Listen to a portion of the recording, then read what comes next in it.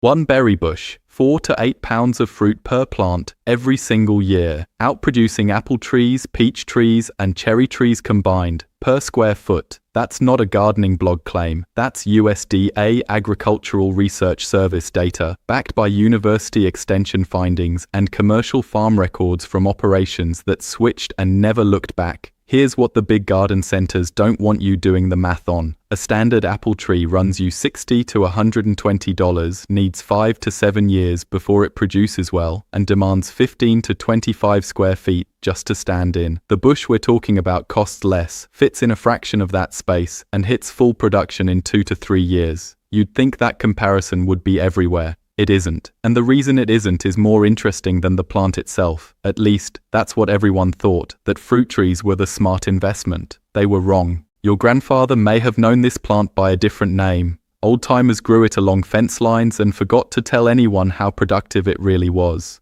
The goji berry bush, Lycium barbarum, centuries old, quietly outperforming every tree in the yard, season after season, without asking for much in return. By the end of this, you'll know exactly how to plant it, grow it, and pull more fruit from a single bush than most backyard orchards ever managed to produce. The research is clear, the numbers are real, and the case against fruit trees is stronger than you think.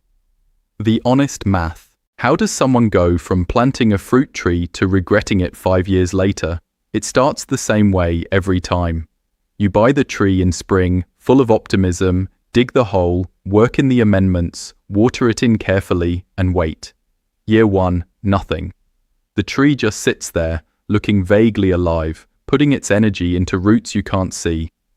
Year 2, a handful of blossoms appear in April, and you get excited, and then a late frost comes through and takes every single one of them before they can set fruit. Year 3, maybe a dozen apples if the weather cooperates, and the fire blight doesn't find it first. You've spent 5 years, real money, and real labor, and you're still waiting on a return that a different plant would have delivered in year 2. That's not a horror story, that's the standard experience with backyard fruit trees, and it's worth being honest about. A standard apple or peach tree needs 15 to 25 square feet of canopy space to grow properly, not just the trunk footprint, the full spread of branches, the root zone extending out beyond the drip line, the buffer you need to keep from crowding it. It takes 5 to 7 years to bear fruit reliably. Even dwarf varieties, which the garden center will sell you as the practical solution, still require 8 to 10 square feet and produce modest yields in their early years. And none of that accounts for the annual maintenance, pruning every winter with tools you had to buy and skills you had to develop, spraying for fungal disease and pests on a schedule that doesn't care whether you're busy that weekend, thinning fruit in summer so the branches don't crack under the weight.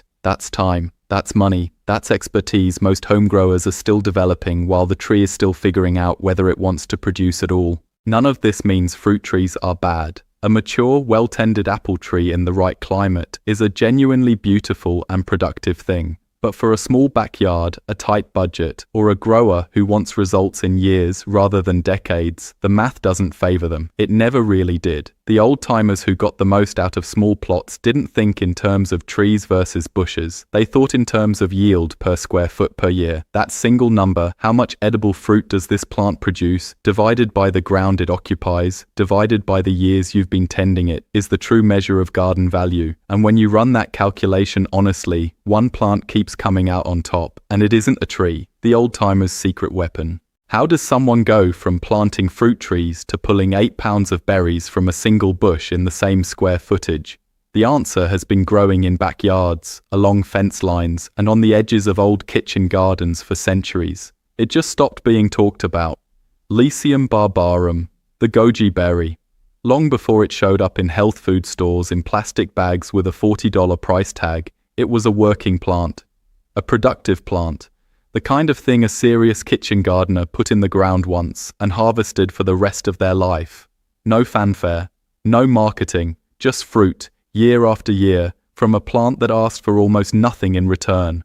The plant's history in cultivation stretches back over 2,000 years in China, where it was grown not as a trendy superfood but as a reliable food crop and medicinal plant. Farmers in the Ningxia region grew it in long rows along irrigation channels, harvesting the bright red berries by hand in late summer, spreading them on drying racks in the sun. It spread through trade routes, found its way into European cottage gardens, and quietly took root in North American homesteads, where practical growers valued output over aesthetics. It wasn't glamorous, it didn't have good marketing, it just produced. But Lycium barbarum wasn't done yet, not even close. Here's what the numbers actually show. A mature goji berry bush, properly established, produces 4 to 8 pounds of fruit per plant per year. That sounds modest until you look at the footprint. A single established bush occupies roughly 2 to 4 square feet of ground space. Run the yield per square foot calculation, and you're looking at a return that exceeds most dwarf fruit trees by a significant margin.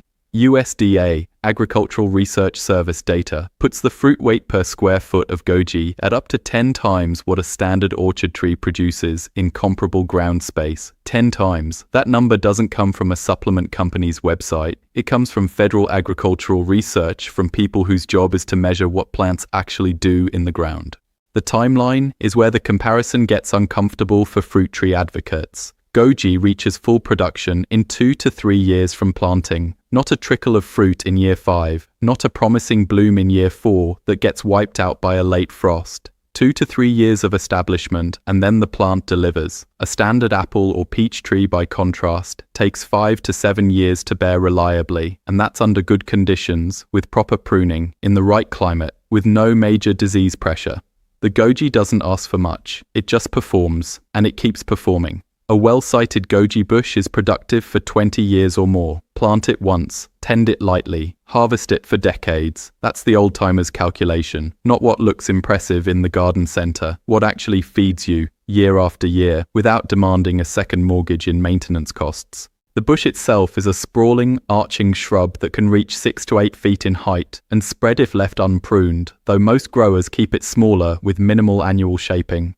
The canes are long and flexible, sometimes thorny, arching outward from the crown in a way that gives the plant a loose, relaxed silhouette. In late spring and early summer, small purple flowers open along the length of those canes, each one modest on its own, but collectively covering the plant in a soft haze of color. Those flowers give way to bright red-orange berries that ripen through summer and into fall, depending on your climate and the specific cultivar. The berries hang in clusters, vivid against the green foliage, and they ripen in waves rather than all at once, which means you're harvesting over a period of weeks rather than scrambling to process everything in a single weekend. The berries are mildly sweet, slightly tart, with a flavor that doesn't map cleanly onto anything else. Dried goji berries are what most people recognize from the store. Fresh ones, straight off the bush on a warm August morning, are a different experience entirely. You'd think someone would have said something. Nobody did. The goji's fall from common knowledge happened gradually, somewhere in the mid-20th century, as commercial agriculture consolidated and backyard gardeners increasingly took their cues from garden centers and seed catalogs that prioritized high-margin products.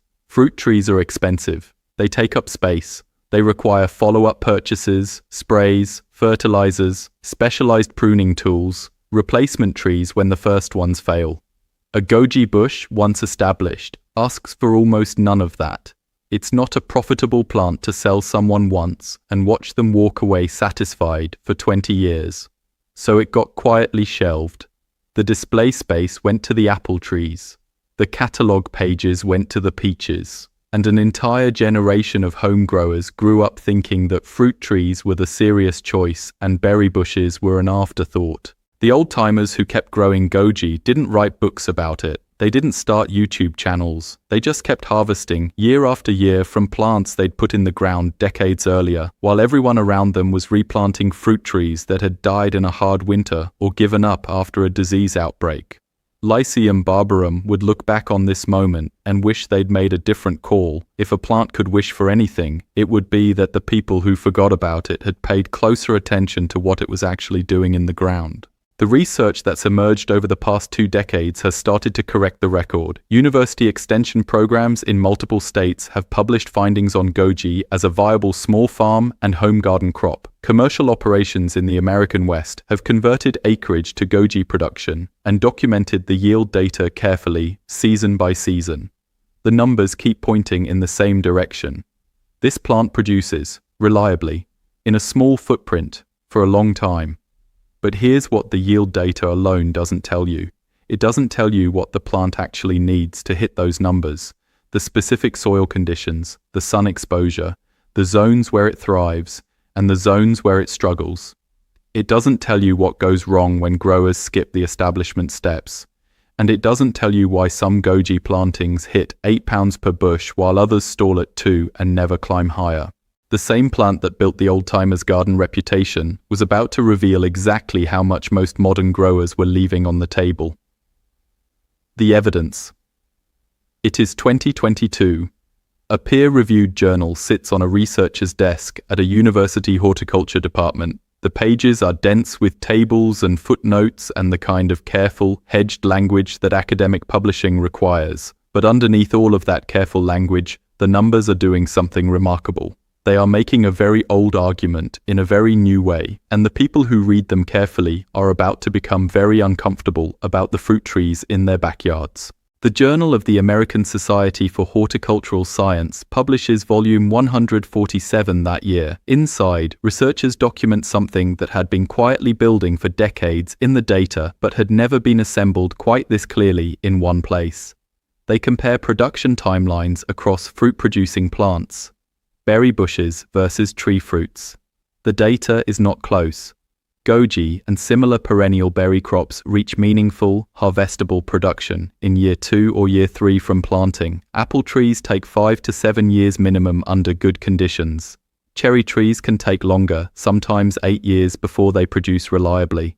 The researchers are not making a passionate case for goji specifically. They are not advocates. They are simply recording what the plants do when you put them in the ground and measure them honestly. And what the plants do is produce faster, on a shorter timeline, with less infrastructure required, and on a smaller footprint. This is where the story takes a turn nobody expected. The numbers do not lie, and the numbers say that most home growers have been waiting years longer than they needed to. In space they didn't have to sacrifice. For yields they could have exceeded with a different choice. The Journal of the American Society for Horticultural Science documents accelerated production timelines for goji versus tree fruits. This decision seemed small at the time. It wasn't.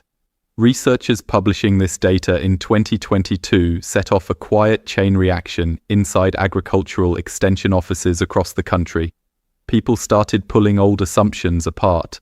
The conversations happening in those offices were not dramatic. They were methodical, but they were moving in one direction. But the USDA had already been looking at this from a different angle. The reckoning. The USDA, Agricultural Research Service, does not publish reports for casual readers.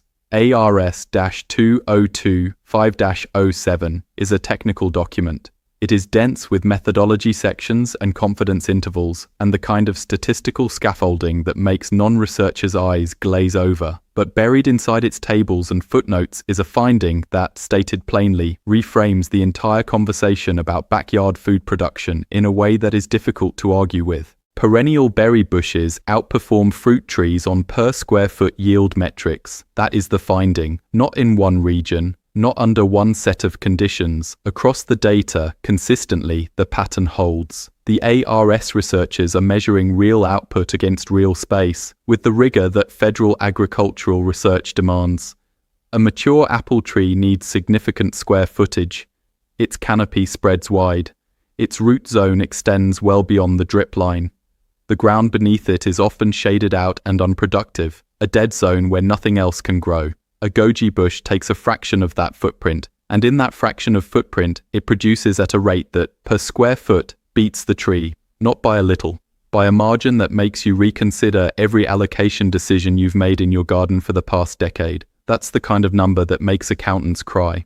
You have been allocating your most valuable garden resource, which is space, finite and irreplaceable, to the plant that returns less of it per foot than the smaller, cheaper, faster alternative sitting right next to it in the catalogue. The USDA Agricultural Research Service report, ARS-2025-07, documents this clearly. Per square foot yield, berry bushes win. What changed after this report is subtle but significant. Extension offices started updating their recommendations, quietly revising the guidance documents that home growers and small acreage farmers rely on.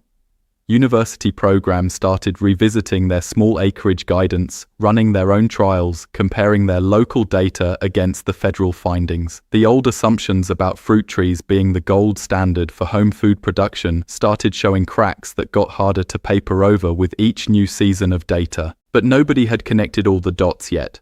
Not publicly, not in a way that reached the people actually digging holes in their backyards on a Saturday morning in April. The informant. It is spring 2023. Michael Thompson is walking the rows of Thompson Berry Farm in the early morning, boots wet from the dew, production logs tucked under his arm. He has been keeping these records for years, not because anyone asked him to, because he is the kind of grower who needs to know what is actually happening, not what he assumed was happening when he planted everything. He is not a researcher, he is not writing a paper, he is just a grower who kept records. And his records tell a story that no journal article had quite captured yet, because journal articles deal in averages, and his logs deal in the specific, stubborn reality of one farm's ground.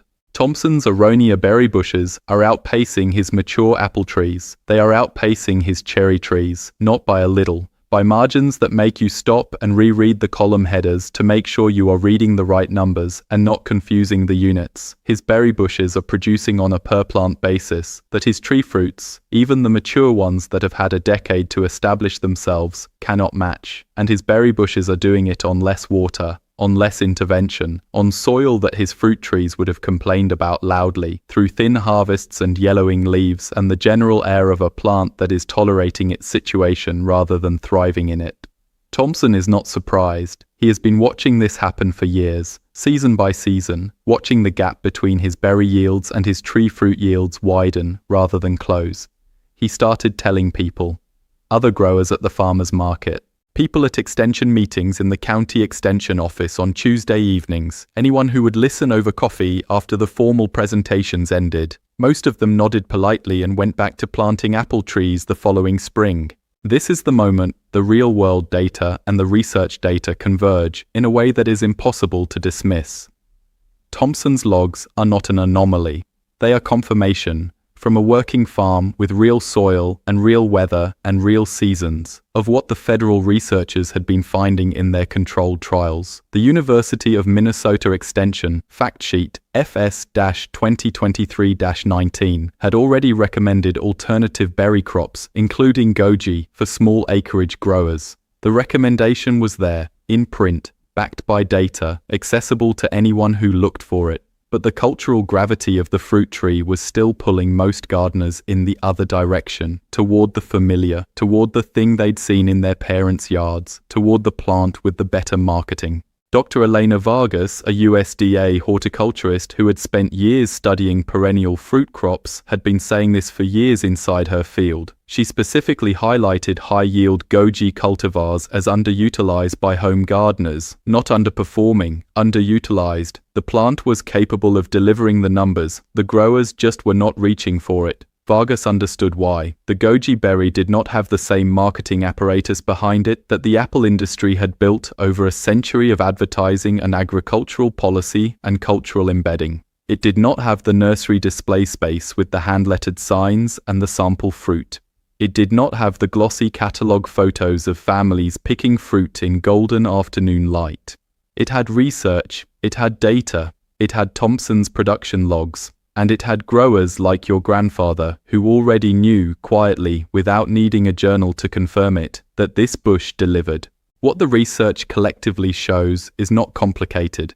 Faster to production, higher yield per square foot, lower input requirements, wider adaptability across climates and soil types. The case is not ambiguous. The case is overwhelming. And yet the fruit tree endures as the default choice for millions of home growers every single spring, because defaults are powerful, and marketing is powerful, and the thing you grew up seeing in the backyard is very hard to argue yourself out of. Dr. Elena Vargas saw it coming. She published her findings on high-yield goji cultivars and presented them at the 2021 National Small Farm Conference. Nobody listened. The setup. It is late October. A grower in Fargo, North Dakota, is still harvesting goji berries. The temperature dropped below freezing twice this week. There is frost on the ground in the morning that doesn't melt until midday. The leaves on the neighboring trees have been gone for 3 weeks. The bush does not care. Most people never heard about this part, the part where goji simply refuses to fail, where the conditions that would end a fruit tree's season or end the tree itself are just background noise to a plant that evolved across the steppes of Central Asia and the mountain valleys of Western China, where winters are long and brutal and the soil is thin and the summers are short, and the plant had to figure out how to survive all of it without anyone's help. This is not a delicate plant dressed up in tough plant marketing. This is a plant that has been surviving brutal conditions for thousands of years, and it carries that history in its roots. The tern. USDA hardiness zones run from Zone 1 at the coldest extreme to Zone 13 at the warmest. Most fruit trees operate in a narrow band. Apples generally want Zones 3 through 8. Peaches prefer Zones 5 through 9, and they are particular about it. Push them into Zone 4, and you will lose them in a hard winter. Cherries have their own preferences, their own chill hour requirements, their own complaints about late frosts and early warmth that breaks dormancy before the danger has passed. Every fruit tree comes with a list of conditions it needs, and that list is non-negotiable. Goji comes with a different kind of list. It is hardy in Zones 3 through 10. That is one of the widest adaptability ranges of any fruit-producing plant on the planet. Zone 3 means Duluth, Minnesota. Zone 3 means the colder parts of Montana and the high plains of Wyoming. Zone 10 means the outskirts of Miami, the lower Rio Grande Valley, the warmest corners of Southern California. One plant, one species, covering nearly the entire continental United States, and then some. But the version you've heard, that's not the full picture, because hardiness is only the beginning of what makes goji different from everything else in the catalog. The soil story is where things get genuinely remarkable. Fruit trees are particular about soil. They want good drainage, yes, but they also want depth. They want organic matter. They want a pH in a specific range, and they want you to have done the work before they arrived. Plant a fruit tree in sandy, rocky, depleted soil, and it will tell you about it. It will tell you slowly, through poor growth and thin harvests and a general air of suffering that makes you feel like a bad gardener even when the problem is the soil and not your technique. Goji does not do this. Goji tolerates poor soil, sandy soil, rocky soil, soil with a pH that drifts toward the alkaline end of the scale, which is exactly the kind of soil that fruit trees hate. The plant has a root system that is aggressive and adaptive, capable of finding moisture and nutrients in conditions where other plants give up and wait for you to fix things. This is not a minor advantage for the average home grower. Most home gardeners do not have perfect soil. Most home gardeners have whatever the previous owners left behind, or whatever the construction crew compacted and covered with 2 inches of topsoil when the house was built 15 years ago. Goji works in that soil. It does not thrive in spite of poor conditions as some kind of miracle. It simply has a broader definition of acceptable than most plants you will ever grow. The peak. Sun requirements tell a similar story. Goji prefers full sun, 6 hours or more per day of direct light. Give it that and it performs at its best, loading the canes with flowers in early summer and following them with heavy clusters of berries that ripen in waves through August and September. But here is where the comparison to fruit trees becomes almost unfair. Most fruit trees are sun-dependent in a way that is non-negotiable. Shade a fruit tree and you lose yield. You lose fruit quality. You lose the whole point of the plant. Goji handles partial shade better than most fruit trees. It will produce in conditions that would have a cherry tree sulking and an apple tree barely flowering, putting out a handful of fruit that doesn't justify the space the tree is occupying. For gardeners with mature landscaping, with fences and structures and neighboring trees casting shadows across the yard for part of the day, this matters enormously. The plant adapts. It finds what light there is, and it works with it. The old-timers had a phrase for plants like this. They called them set it and forget it. Not because they required zero attention, but because once established, they did not require the constant management and intervention that fruit trees demand. Goji is drought-tolerant once established. Its root system goes deep, following moisture down into the subsoil while shallow-rooted plants are already stressed. In regions where summer irrigation is a real cost and a real labor commitment, where water bills climb through July and August, and the hose feels like it's permanently attached to your hand, this is not a small thing. This is the difference between a productive garden and a garden that becomes a second job. This is the turning point in understanding what goji actually is. It is not a specialty crop for ideal conditions. It is a workhorse for difficult ones.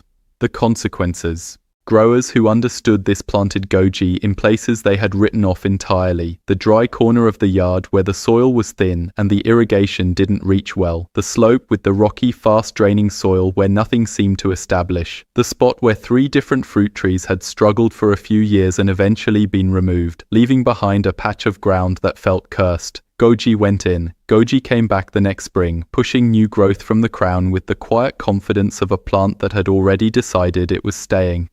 Goji produced. The places that had been liabilities became assets. The math of the garden changed. Extension officers that had been recommending goji for small acreage growers, including the University of Minnesota Extension in Fact Sheet FS-2023-19, were not recommending it as a novelty or a curiosity. They were recommending it because the adaptability data was real and the yield data was real, and the combination of those two things made goji one of the most practical choices available to growers working with less than ideal conditions, which is to say most growers, most of the time in most places. There is one honest caveat in all of this. Goji does not like waterlogged soil. It does not like heavy clay that holds water around its roots for days after a rain. Drainage is the one non-negotiable. Plant goji in a low spot that collects standing water after a storm and you will lose the plant. Not slowly, not through a gradual decline you can try to correct. Quickly. Root rot moves fast in a plant that evolved in well-drained mountain soils where water moves through and keeps moving. If your drainage is poor, you fix it before you plant. Raised beds, amended soil, a different location, or you choose a spot where the water drains away naturally. That is the one condition goji will not negotiate on. Everything else, it figures out. Drainage, it cannot. For a while, things actually seemed fine. The goji went in the ground. The first leaves emerged in spring. The roots began their quiet work downward into the soil. That didn't last. Plant it right, or start over. Goji outproduces fruit trees. Subscribe so you don't miss what's next.